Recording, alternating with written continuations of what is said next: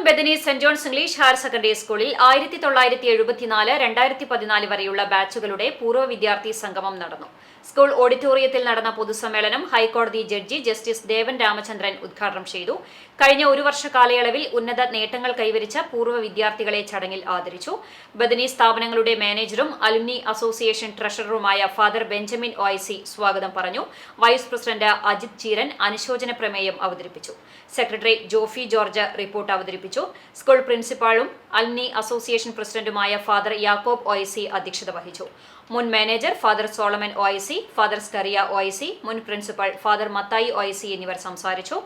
യോഗത്തിൽ joint secretary Praveen Kumar നന്ദി പറഞ്ഞു. പൊതുസമ്മേളനത്തിന് ശേഷം പൂർവ്വ വിദ്യാർത്ഥികളുടെ വിവിധ കലാപരിപാടികളും അരങ്ങേറി.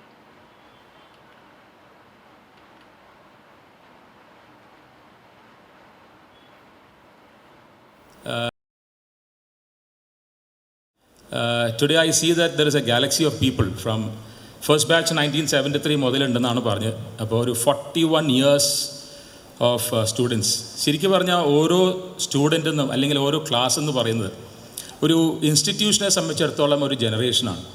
അപ്പം നമ്മൾ ജനറേഷൻ സാധാരണ 25 years, ഇന്നത്തെ കാലത്ത് ചിലപ്പോൾ അതിലും താഴെയായിരിക്കും നമ്മൾ മനസ്സിൽ കാണുക. പക്ഷേ ഫോർ എൻ ഇൻസ്റ്റിറ്റ്യൂഷൻ, ഒരു എഡ്യൂക്കേഷൻ ഇൻസ്റ്റിറ്റ്യൂഷനിൽ every generation is actually very different എന്ന് തോന്നാറുണ്ട്. കാരണം അതൊരു ഫ്രഷ് ബ്ലഡ് വന്ന് ജോയിൻ ചെയ്ത് അവരുടെ ആ ഒരു പുതുമ എപ്പോഴും ആ ഇൻസ്റ്റിറ്റ്യൂഷൻ എപ്പോഴും അതൊരു മുതൽക്കൂട്ടായിരിക്കും. അങ്ങനെ every generation, so effectively there are about 41 generations of people here.